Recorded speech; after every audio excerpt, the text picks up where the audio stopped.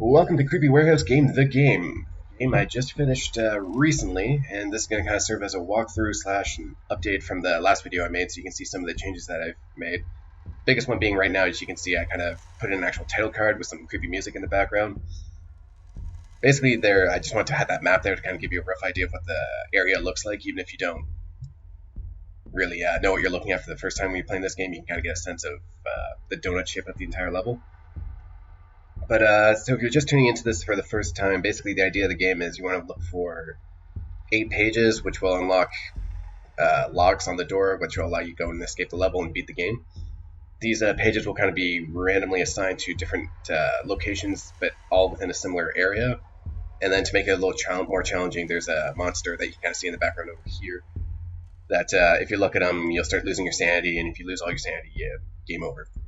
So without further ado, let's just jump into it. I'll show you some of the changes I made.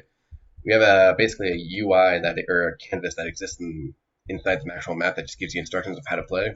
I know most people like jumping into video games, so at least you have this to kind of give you a rough idea of, oh, okay, this is how I play the game. Biggest thing is spacebar. You kind of need to know how to jump in this game because I had some platforming elements. I also fixed these cubes over here. I think last time they were all on their side for some weird reason. I don't think I actually fixed the bottom of the pallets though, but I don't think that's going to be an issue. So these lights are another thing I changed. Basically, I got the idea from Bloodborne. They had like bonus dungeons and basically had lanterns at every dungeon entrance that let you know if you visited before. In this case, you can see the light's red, but when you pick up the page, you notice one of the locks just broke off and now all the lights are green. So it lets you know that you've gotten the page for this particular area. And so basically you got 7 more locks, so there's 7 more areas that you need to go and collect a page from.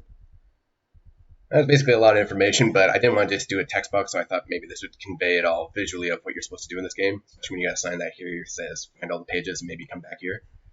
Oh, ooh, there he is already. Alright, so I'm wearing the headphones again, so that music's just going to blare in my ears every time. I'll probably turn it down when I actually upload this video, but if I start swearing, that's why. It scares the crap out of me every time, and that's really the only reason I didn't change it. In this particular area, you have the example of the platforming. So the first version of this game was very much a walking simulator. There wasn't a whole lot you could do or interact with. So basically, because you have that ability to jump, you can kind of use these boxes to jump up there and grab the page. There's also doorways, so if I don't run into the bad guy, most of these doorways are just activated by just walking into them. But if you go to this doorway over here, some of the doorways are actually locked, so that you need a warehouse key in order to open it. Oh, where is he? Oh, he's right there. Okay. So the keys also randomly assigned. There's only a couple locations it could be. I'll just tell you right now, it's on the 2nd floor somewhere. Let's go ahead and jump up here. And so the reason that door is locked is sometimes the page will actually appear down there. So either you look around the map and try to find the key, or you can just use the route I just took and just kind of go over there to give you some options of how you want to play this game. So anyways, let's pick up that page. But yeah, there's a lot more could do with this game, but I felt like I'd just leave it alone. Like I started adding more interactables or things you can interact with in the actual environment, but I know left to my own devices, I'll just keep going until this game becomes a total mess, and I kind of want to start on my next game, so oh wow, I can see both pages now. So yeah, sometimes the page appears over there in the distance, sometimes it appears in some of these containers. I think that's something I added that's new from last time, is that some of these containers actually have open doors that you can go inside. There's not a whole lot for me to brag about these containers. They're just rectangles that I hollowed out the inside. Basically, these ones, the real containers are just rectangles, or boxes that I just mapped a picture of a cargo container over. Whereas these ones I had to put a little bit more work in. Basically, there's a reason these letters are backwards, but I'm not fixing it now. It gives you the sense of what it's supposed to be, you know. I was pretty happy how it turned out. I think this game could have used more physics so you can actually like push these doors open and shut, but. Oh, there he is again. Anyways, to get to that actual page, if you look around a bit, you'll see there's this conveniently placed pallet full of boxes that you can just jump on top of. So, boom.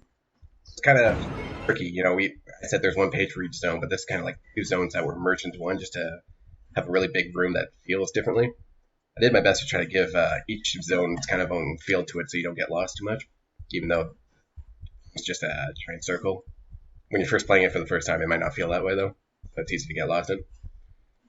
I think the page was in that room, right? So again, you can jump over if you really want to, which I think we'll have to in this case. But just pretends like, oh no, I need a warehouse key to open that. I'll go and show you possibly where it is. But don't die first. The longer you play this game, the more likely you are to die. There's no actual way to get your sanity back. So, beware in that case. You can also just jump through the window. I'm going to pretend that was intentional, but I didn't actually know you could do that.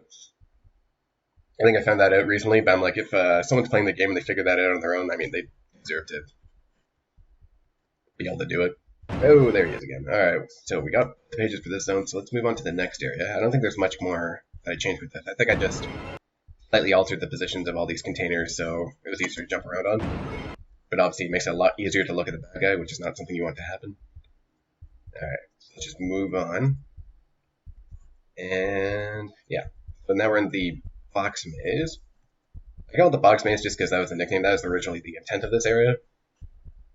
It's not really a maze, it's the same size as all the other rooms. But, you have this trapdoor here that's kind of sneaky. I think what I changed here is I put a little railing around the side. Again, it's not that impressive, but it gives a little smoother transition between the upper floor and the basement. Hey, buddy. Alright. I'm so desensitized to seeing that guy now. Like, the whole game's about jump scares, I'm just trying to freak people out. But, obviously, it's kind of diminishing returns when you see him all the friggin' time. So I don't think we got the page in this area, did we? No, so the light's still red, so that lets me know I still have to grab the page. So let's go grab this one. And yeah, the hiding spots aren't usually all that crazy. Like, you have to look around corners and kind of check out behind boxes and stuff like that. But the idea is just you have to keep looking around, and the more you look around, the more likely you are to see the enemy who's hiding underneath the stairs over there. So in this case, I think there's 3 different locations. Jesus Christ. Okay. Alright, so smooth cut because I need a second there. I think I just crapped my pants. Holy crap. Alright. Oh, Jesus. Why am I doing it like this? Alright. Let's just jump back into it. And smooth cut, and we're back. Alright, so that's what the death happens when you die. So I think the previous version of this game, you actually had a health bar at the top there, because I was using that to kind of debug whether or not that guy was doing damage the right way. It's basically like you have 100 hit points and your hit points drain the more you look at the enemy. But it also changes, like, if you're really far away and you kind of glance at the enemy, it's not a big deal. But if you're super up close to them and you're staring at them, it does a lot more damage. So we're just going the opposite way now because I'm going to try to speedrun this game. I promised a walkthrough, and that's what I'm going to do. So this probably had the biggest changes to made to it. I had to relocate some of the enemies' kind of teleport locations because you can actually move the containers now. So okay, he's just going to be in the way all the time. Alright, so we go in here. We got 2 shiny red buttons, and so my hope is that when people walk into this area, they'll be kind of attracted to the buttons and kind of look at them. So now you get that left mouse button to activate the switch. I guess I could have put something a little more descriptive there, but you hit the button, you hear the sound effect, and you see the little green thing moving over. And while it's not immediately obvious what just happened, if you look over here, you can see the cargo container is now over there. So we go and you push this button over here, same thing. So this activates that one activates this one. You have like a puzzle. There's not too many puzzles in this game, but I want to do something a little more interesting than just walking around, I guess. And so now that we moved that cargo container back, we can see that the page is over there. Hey, buddy. So I want to show something here. I had actually one location that I just took out of the game where the page could appear like underneath this window. So you could look at it there. I'm just trying not to look at the bad guy right now. So if I just jump over here. But yeah, the reason for taking out the health bar is that I didn't really want you to know how close you are to death, so that jump scare is really going to catch you off guard every single time. Or at least catches me off guard every single time. And just to create some suspense in the actual game. So I'm pretty sure it's inside the cargo container, because it usually is. Nope, it's not. It's under the stairs. This is just me just ruining the entire game by putting out where all the freaking page locations are. Oh, that light's green. The basement I was going to flesh out a bit more, like it's just a trapdoor from the box maze that comes down into the pit area, and then if you go through here, you can actually skip over the cargo container area and get to the other side. I guess the only real gameplay advantage from here is that the enemy can't actually teleport in those particular areas. He's still good in this room though, so you gotta watch where you look. We're good. So we'll move on up here. We'll go back to the box maze. I think that's most of the changes I made for the game. But now that I'm in it, I kind of want to win, so I'm just going to try to finish off this level. There it is. if I can. I don't know how hard this game is going to be because I don't have anybody to test it on, so that's why I'm just putting it online. And then if you go over here, we should be able to find... Jesus. Okay, moving on. I don't know if it makes much sense making a horror game in the middle of July, but that's what I did. So if you're in the mood for a horror game, this might be up your alley. And then there it is. Yeah, it's obviously a lot easier when you know where all the page locations are.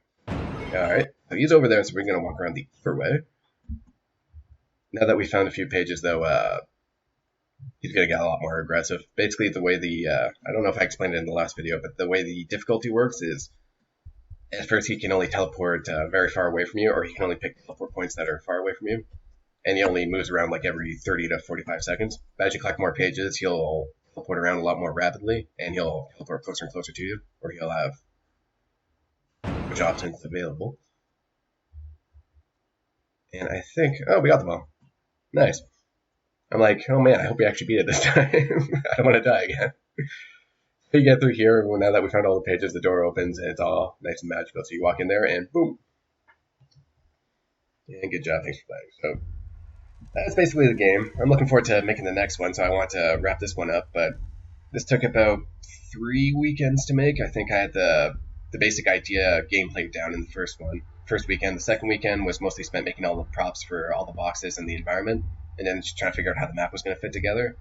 And then this weekend there was, I think, mostly just fixing up most of the bugs. I still found a couple of them, but it's not game breaking or anything like that, so it should still have a pretty smooth experience.